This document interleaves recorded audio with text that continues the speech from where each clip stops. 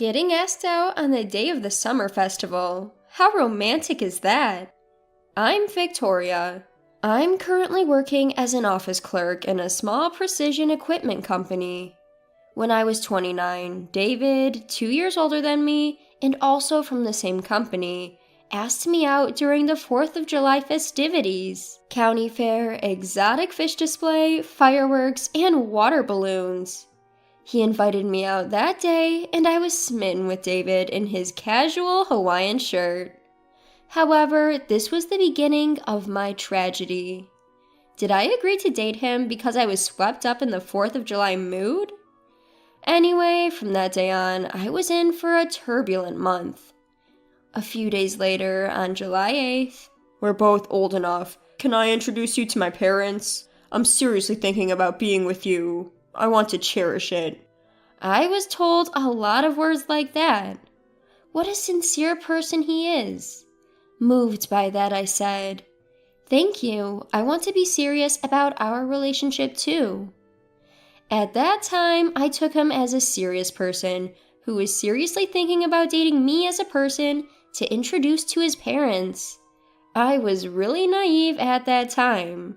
So, on July 20th, we ended up with a speedy introduction to the parents, bringing gifts and meeting them just 2 weeks after we started dating. It was as fast as a temporary job interview. Everything was going smoothly, in a good way for me at that time, but now I think it was in a bad way. David's parents, who I met, were very nice people. Or so it seemed. "Welcome! Oh, you're even more beautiful than I imagined." "Oh, you're too good for David." Both of them came to greet me at the entrance, and "We thought young people might hate boring steak for food, so we bought delicatessen food. Please eat as much as you want." They even treated me to a feast, almost buffet style. I was in a dream. "Thank you for such delicious food." I thanked them with gratitude. "But Victoria is also good at cooking. Even though we have a company cafeteria, she always brings her own lunch." He praised me for being homely too. No way, he was watching me that closely? It's kind of embarrassing, but it's nice to have someone who pays attention to the details. At this point, I want to slap the old me. But anyway, I was so excited that even being observed about the lunchbox made me thrilled. "Haha, she's such a beauty and can cook, and saves money with a lunchbox. She'll make a good wife," his father said. "This is it. Get married soon, you guys. We seem to get along with her, David. If you don't get married soon, she'll be taken by someone else. At least register the marriage." The conversation even slid to marriage. Even then, I found myself thinking, I'm loved to the point where people might think I want to get married soon. I was ready to dive headfirst into anything, even if there wasn't a visible opening. "So here goes," David said. "What do you think? We're both at a good age. We could get along well. I think you're more wonderful than anyone I've dated before, Victoria. I want you to be my wife as soon as possible. I want you to make the lunch you eat in the cafeteria for me too." Oh, thank you," I replied. I, Victoria, had so many things to react to. I agreed despite the pink cloudiness of my brain. "Let's do the wedding later, but how about we register our marriage for now? It's sudden, but what about August 8th? My mother says it's a lucky and auspicious date. My parents say we can live together until we find a new home. Of course, we think living together is just temporary until we find a new home, and after that, it's up to us whether we continue living together or move to a new place. You can bring just the essentials for now, and gradually move the rest of your stuff from your house," he proposed. That's how, after a month of dating, I found myself in the whirlwind process of registering our marriage. My father-in-law said on the bright day, "I'm taking a paid leave. I'll go too." And even the mother-in-law came along, leading to a large group of us going to the city hall. Then something happened at the city hall. While we were submitting the marriage registration and the female staff member was checking it, David went over to his parents, who were waiting a bit far off. And what conversation did I hear from there? Once the marriage registration is submitted, she's ours. Now she can't run away. We've got our golden goose. I couldn't believe my ears. In fact, I doubted them. After all, I couldn't imagine such a conversation from their previous friendly attitude. My in-laws were laughing vulgarly. And then my husband was saying something like, "Gotta catch 'em all," laughing in an equally crude manner. It was a quiet city hall. Their conversation was completely audible to me. The staff member and I looked at each other. Then she glanced at the marriage registration in her hand, then quietly asked me, "What do you want to do?" "Huh?" I asked. "There are no omissions. We can accept it. But what do you want to do?" The staff member quietly moved the documents from her lower desk to the counter between us. "This document decides your life." She said that, then lowered her eyes. I took it and silently put it in my bag. There probably aren't many times when a submitted marriage registration is taken back at the counter, but I would later be grateful for the clerk's quick thinking. When I got home, "All right, Victoria, hand over your checkbook," they said almost as soon as I took off my shoes at the entrance. "Huh?" I was taken aback. "You are now the bride of this house by holding that document earlier. That means you've become our source of income. Come on, quickly." I took a second look at my mother-in-law's face in surprise. The tone of her voice had clearly dropped. It may have been my imagination, but even her facial expression seemed to have changed. Even my father-in-law said, "Your mother is right. You're our daughter-in-law. You should listen to everything your parents say." When you're surrounded by everyone, there is no escape. I had no choice but to pull out my savings book with trembling hands. $40,000. Living at home while single, money does pile up, huh? "For now, let's get some steak today." They had said before that young people aren't satisfied with just steak. What was that all about? My in-laws gleefully called the steakhouse and ordered the highest grade steak. When the steak arrived, they made me take out my wallet from my bag and snatched it, took out 2 $100 bills, and paid. When the delivery man handed over the food and left, they pulled out all the bills left in the wallet and returned the empty wallet to me, saying, "Here." Huh?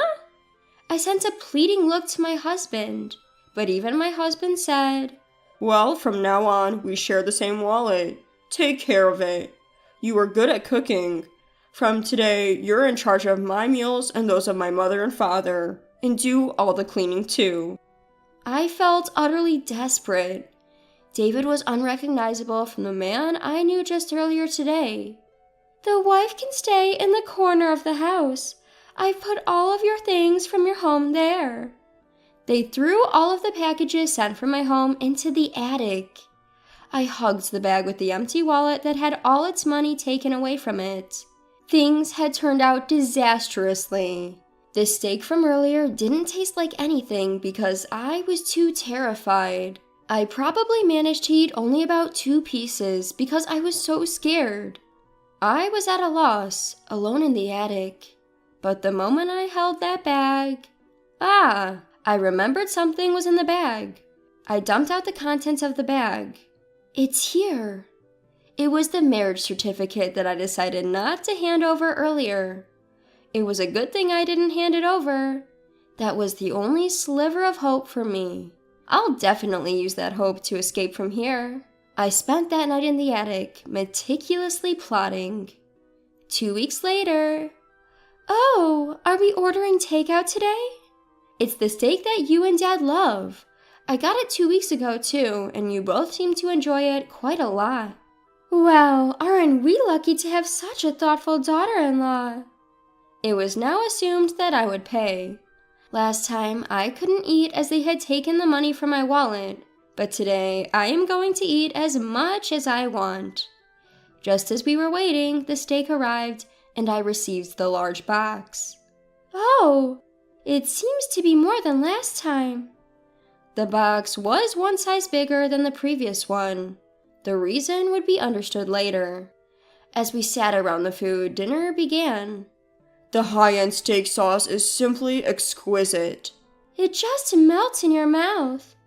My father-in-law and mother-in-law were singing praises. I'm glad to see Mom and Dad enjoying it, my husband said, acting as if he was being a dutiful son, though the money was not coming from his wallet. Then the doorbell rang. Ding dong! Coming! I answered the door. That's unusual, isn't it? At this time? Must be a courier. I could hear my mother-in-law's voice. Hello there. My mother had arrived. Huh? What? With a puzzled expression as if caught off guard, my in-laws and husband looked on as I invited my mother to the table. I thought I'd have my mom join us for dinner today, especially since it's such high-end steak, I said with a smile. My in-laws and husband seemed perplexed. They didn't know she was invited. I suppose they didn't have a reason to decline, though. Awkwardly, my father-in-law and mother-in-law cleared some space, into which my mother came and sat down. Well, she began as she picked up her utensils while everyone else continued their meals. I brought what I was asked to. Thank you, Mom, I replied. My father-in-law seemed to feel bad. Oh no, we can't accept this, he mumbled, probably thinking it was a hostess gift. But what my mother brought out wasn't a gift, but an envelope. I took it, pulled out a piece of paper, and started reading it out loud. I decided to play my trump card. I didn't submit it. Boom! I thrust it in front of the three of them. Seeing it, the three of them opened their mouths in surprise. I said I did not submit the marriage license. I held up the paper lined with red ink taut in both hands. It clearly stated the submission date of August 8th. Why? But we went to the office. I heard my mother-in-law's raspy, strained voice.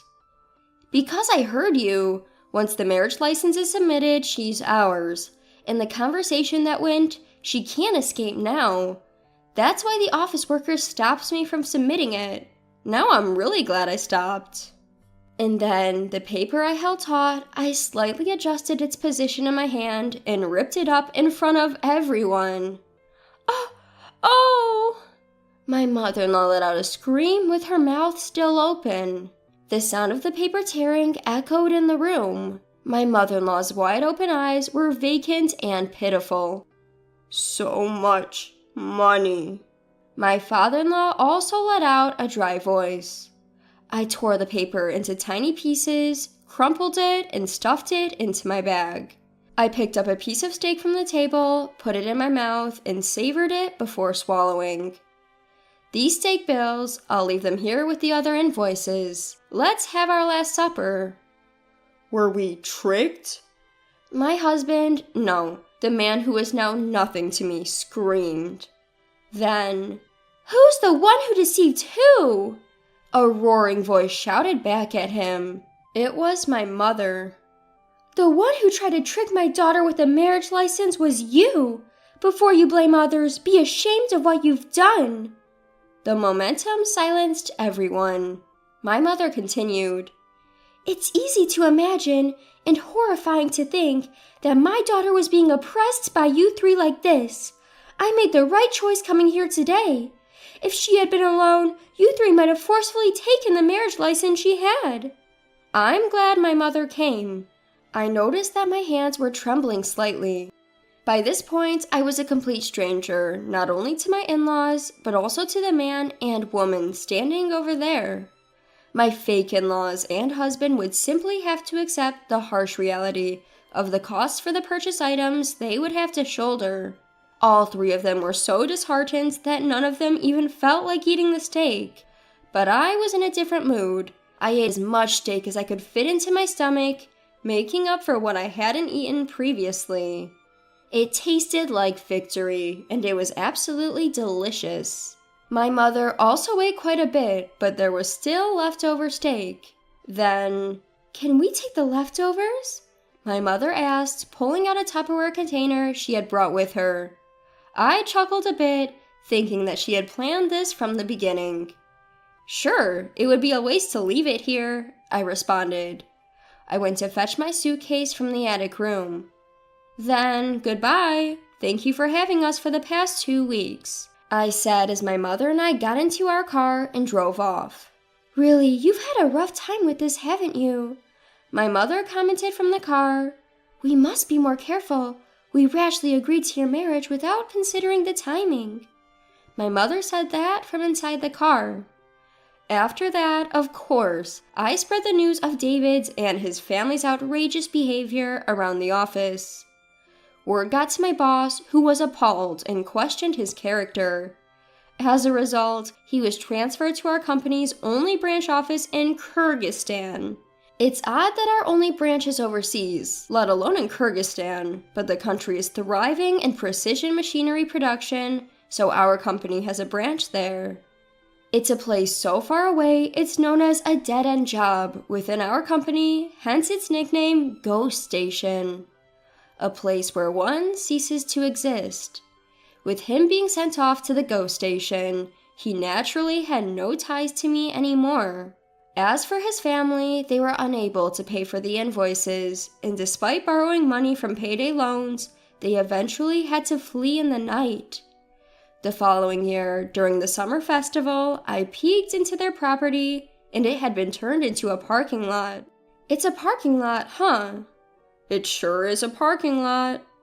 I stood there, taking in the sight with my new boyfriend. "Shall we go to the festival?"